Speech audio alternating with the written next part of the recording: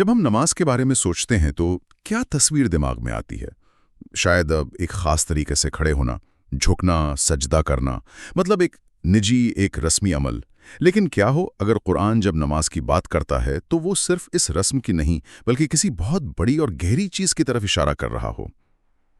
आज हमारे सामने beyond ritual the architecture of establishing prayer नाम के लेख के कुछ हिस्से हैं और हमारा मकसद है इसमें बताए गए एक बहुत ज़रूरी फ़र्क को समझना, नहीं फ़र्क से भी ज़्यादा एक दरार को समझना, नमाज पढ़ने और नमाज कायम करने के बीच का फ़र्क। और स्रोत के मुताबिक ये कोई मामूली फ़र्क नहीं है बल्कि ये कुरान की एक ऐसी बुनियादी बहुत बड़ी चूक, हाँ, जहाँ से मुस्लिम समाज की ज़्यादातर मुश्किलें खड़ी होती हैं। और ये बात शुरू करने से पहले साफ कर देना ज़रूरी है कि ये बहस किसी ख़ास मसलक या फ़िरके की नहीं है। इसका ताल्लुक सीधे कुरान की भाषा और उसके पैगाम से है। तो स्रोत हमारे सामने ना दो बिल्कुल अलग अलग तस्वर रखता है। एक है, आप कह सकते हैं, व्यक्तिगत रस्म, मतलब नमाज पढ़ना, और दूसरा वो है एक पूरा सामाजिक निज़ाम, एक सिविलाइजेशनल सिस्टम जिसे कुरान नमाज कायम करना कहता है। दो अलग दुनियाएं हैं जैसा आपने कहा। बिल्कुल ठीक है, तो इसकी तह तक चलते हैं।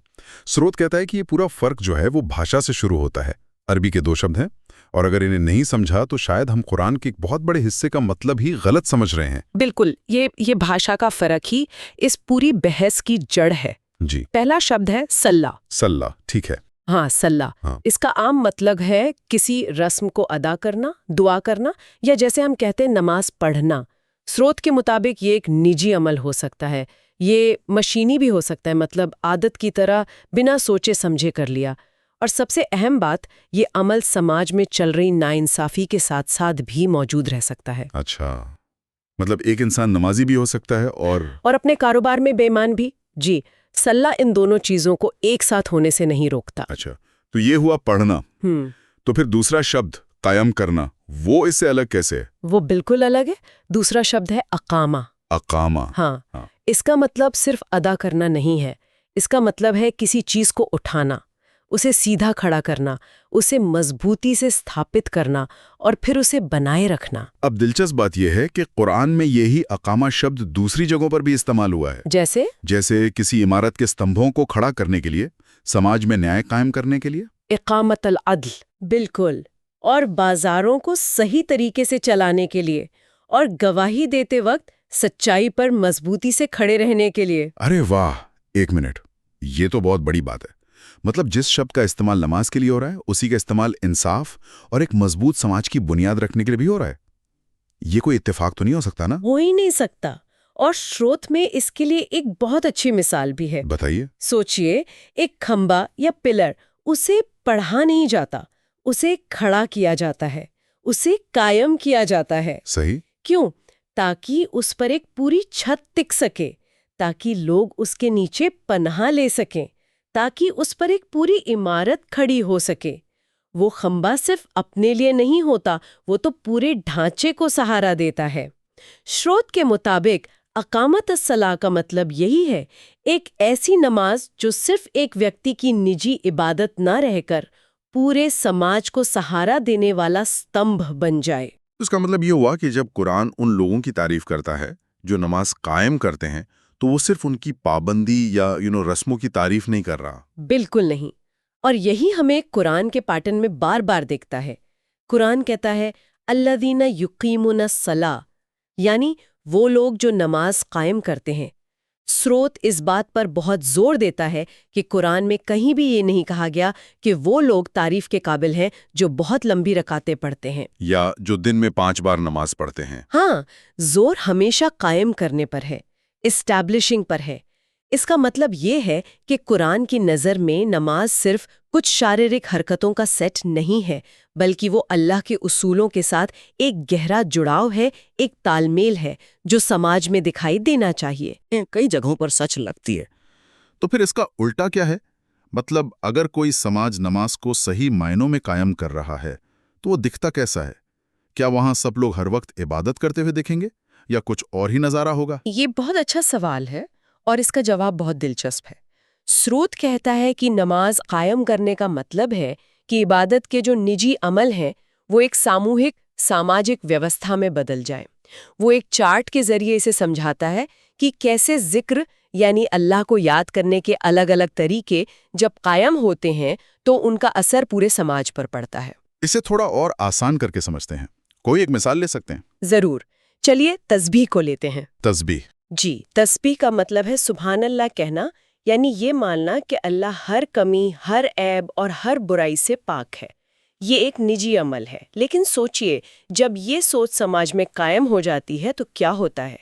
तब अगर समाज में गरीबी है, भ्रष्टाचार है, नाइंसाफी है, तो लोग ये कहकर खुद को तसल्ली नहीं देते कि ये तो अल्लाह की मर्जी है या हमारी तो किस्मत ही खराब है। बिल्कुल नहीं, वो कहते हैं अल्लाह का निज़ाम तो पाक और कामिल है, कमी हम में है, हमारे बनाए हुए सिस्टम में है, हमें इसे ठीक करना होगा।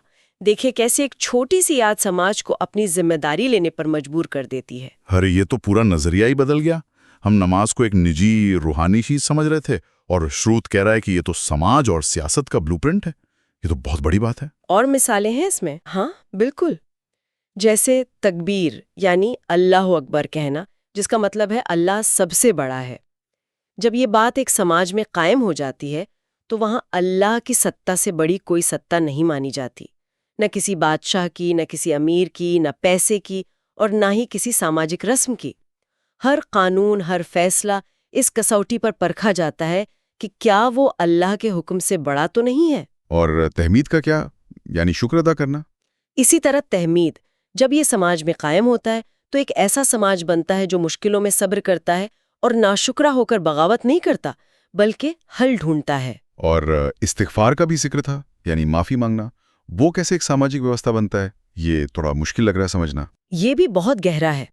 इस्तिग़फ़ार यानी अपनी गलतियों को मानकर माफी मांगना। जब ये समाज में कायम होता है तो ये एक ऐसे कानूनी और सामाजिक निज़ाम में बदल जाता है जो अपनी गलतियों को मानता है और खुद को सुधारता रहता है। एक सेल्फ करेक्टिंग सिस्टम। एग्जैक्टली। मतलब अगर कोई कानून गलत साबित हो या कोई पॉलिसी नाकाम हो जाए तो उसे इज्जत का सवाल बनाकर ढोया नहीं जाता। समाज कहता है हाँ हमसे गलती हुई, अब इसे सुधारते हैं।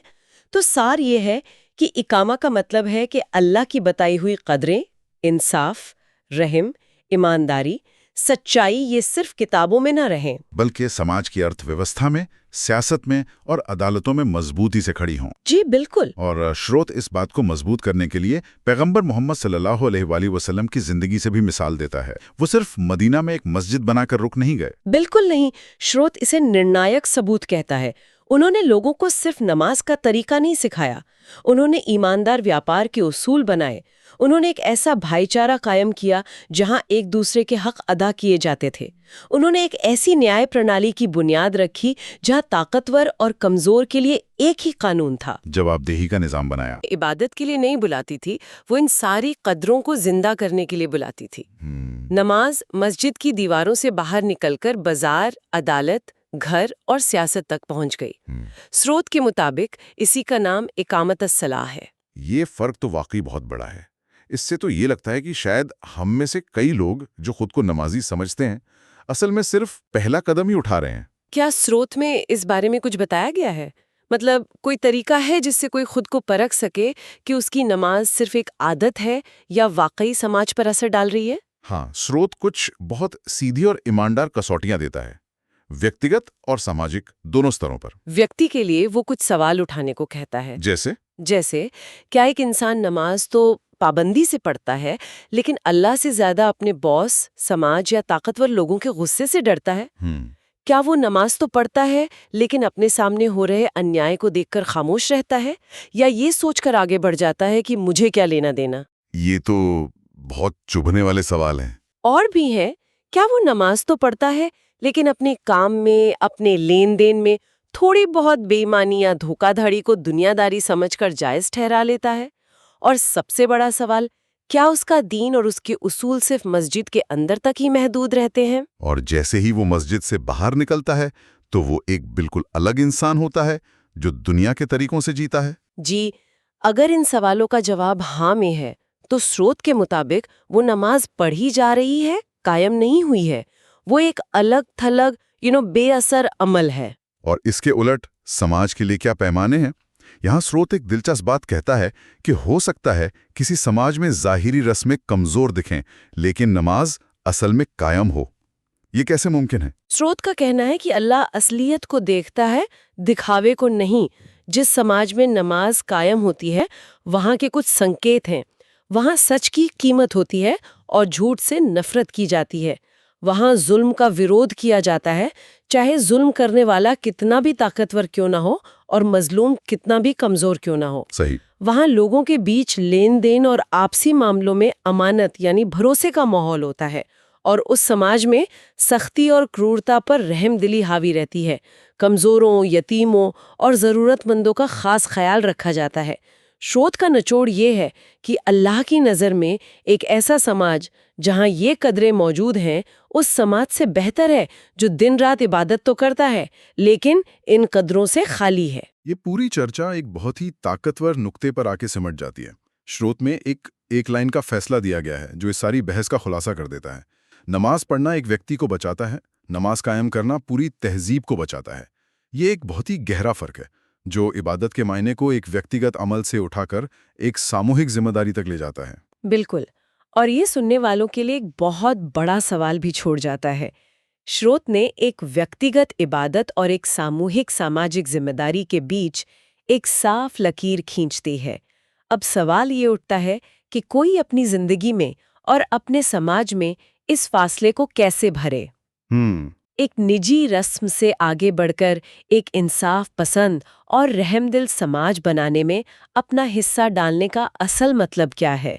और ये काम कहाँ से शुरू होता है?